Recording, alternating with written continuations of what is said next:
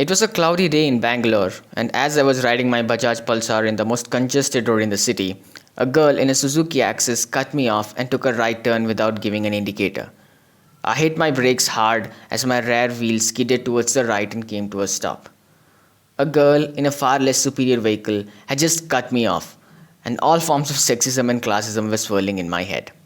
But all I could do was raise my hand in frustration and shout at her as she drove past a few more cars in the same fashion. It was yet another normal day in Bangalore. I went back to my 1 BHK rented apartment and closed the door. I found my friend who had sneaked into my house rearranging the papers and the bottles lying on the floor. I'm a writer. Okay, a struggling writer. Alright, hardly a writer. But whatever I do, I like it, and they aren't half as bad as the ones I read every night. You do know I won't be coming and cleaning this mess every morning, right? She said. No, but hey, I bought some groceries. So yeah, I was kind of an asshole. I was lonely, struggling, and jobless, but I was letting life hit me until it was tired. A few weeks later, I was at my college mate's party. He had gotten a job in the States and so was celebrating for being the 376,431st person to do so. It was a lavish party and there were a lot of people. So many that it felt like the whole city was attending it because that's when I saw her again. The girl who had cut me off in a scooty. She was standing there right in the center with a fruit juice in her hand, searching for someone and looking completely out of place. Next time, push that button to the right. It has a purpose, I said. She looked at me and frowned. It wasn't one of disgust or surprise like most girls do when a guy walks up to them and blabbers shit. It was a frown of contemplation. You're probably confusing me for someone else. I'm sorry. I'm just waiting for a friend of mine who hasn't shown up. Yeah, probably because someone cut her off in the middle of the damn road, I said and walked away for dramatic effect. Would you believe it worked? As I was heading out that evening, I heard her call Rohit in my direction, and I, for some reason, turned around. She was in fact calling me, and waved goodbye to a couple of people and walked up to me and said, Listen, I do not know what you were talking about back then. Not saying it's my fault, but I'm sorry. Okay. We walked in silence for a while. Diya, by the way, she said, and brought her hand forward. Not Rohit. Okay, Mr. Rajshot, don't act so high and mighty. It's not like you haven't broken any traffic rules. And besides, I was late for an audition, so don't be so judgmental about it. Did you get it? What? The audition? Oh, no. What do you do? I'm a writer. Oh, I'm sorry. Don't be. The sky was a saturated blue and the music of the party was still audible to us like a background as it played Nashe Si Chad Gayi for the nth time. She pressed the button in her keys and a car in the corner lit up. So a scooty and a car. They must be paying you well just to attend auditions. Ha ha, very funny. Is this what you write all day? Good luck publishing that. But no, it's not my car. It's my dad's. He's rich and believes that I'm better off with his money and I work part-time at a coffee shop to prove him otherwise. I don't know whether it was a sincerity in that answer or a subtle comeback at my own joke that made me say, Where is it? What? The coffee shop where you work at. MG Road. Why? Nothing. Just a coffee enthusiast, that's all. I hated coffee. Right. Well, if you are what you say, then do come to the coffee shop. We do make some good coffee. But we charge extra for poor jokes. Right. See you around, big shot. I waved her goodbye and something told me this wasn't going to be the last one.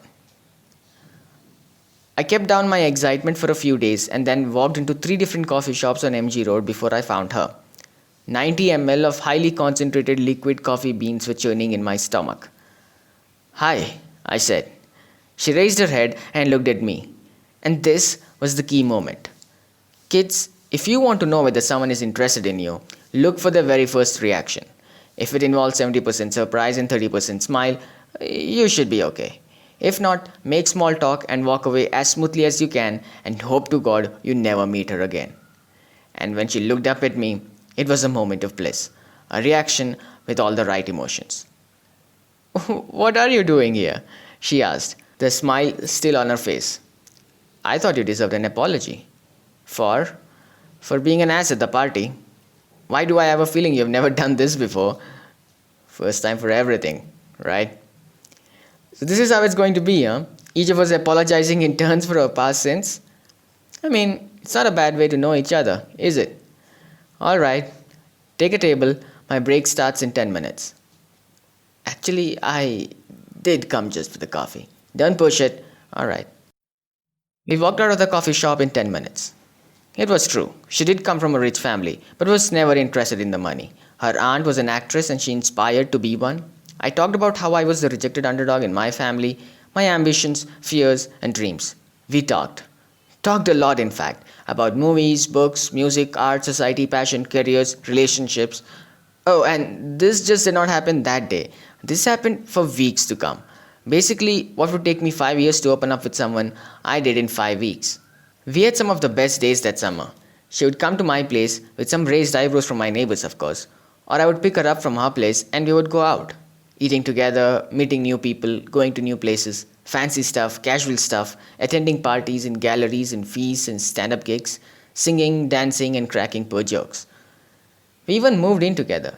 Not that we had any serious plans for the future. We tried to stay away from that conversation as much as possible and pretended to be busy chasing our dreams in an endless stretch of land. It was also the best days of my life because I actually wrote something. And I wrote a lot.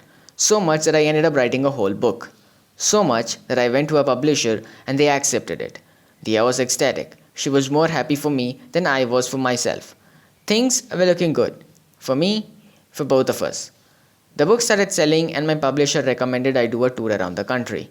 Nothing major, a few in Bangalore itself, but a few more in Delhi, Mumbai, Kolkata and Chennai. I accepted it, and even though Dia was happy for me, it meant we had to be apart for a few weeks now. A few weeks? Pfft, that's nothing, he said. After all, we did not want to be that cute, annoying couple who texted how much they missed each other over every 90 minutes. Or worse, call them. But things started to turn sour. I started getting busy with the tour, stuck in the endless schedule my manager had prepared for me right from the time I woke up from the hotel bed to the time I fell back on it exhausted. Plans changed and we decided to do a few more tours in smaller cities. A few more weeks? Pfft, that's nothing, we said. But we were in fact missing each other more than we admitted. So I decided to give her a surprise. I was supposed to come back on June the 22nd. I came back on June the 21st. I even cooked dinner for us as she came back from work. She was surprised, but something felt off. We sat down and started having the biryani. So, how did it all go?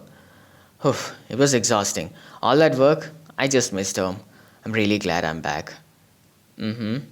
Yeah, but yeah, I think it's looking good. I have a good feeling about this. I mean, we hit the right cities with the right audience, and a couple of them even had a question for me. Mom and Dad have started looking for guys.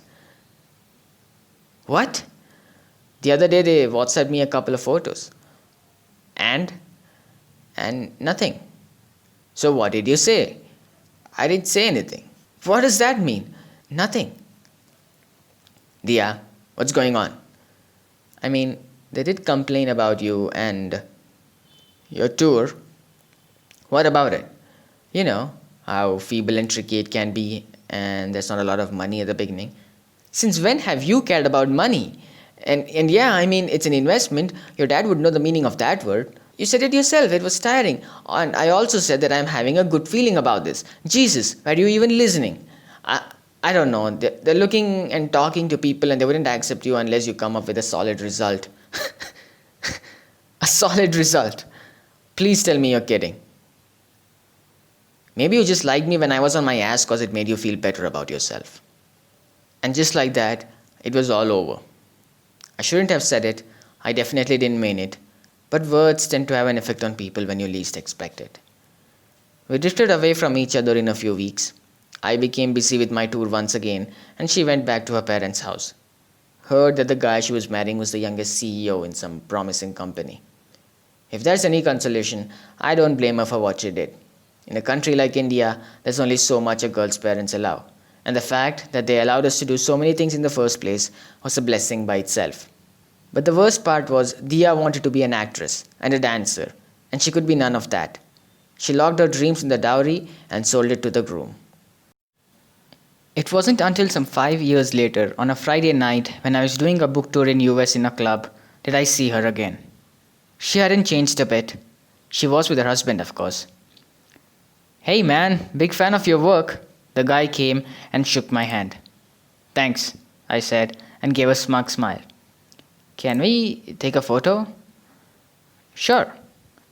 The three of us stood there for 5 straight seconds, with my hands wrapped around each of their shoulders. And when I touched hers, it felt like the skin of a stranger and a lover at the same time. They walked away, and I first looked at him and felt that he wasn't half as bad as I had imagined. Then I looked at her, and she turned around and looked back. I smiled, she smiled. Our screens faded to black.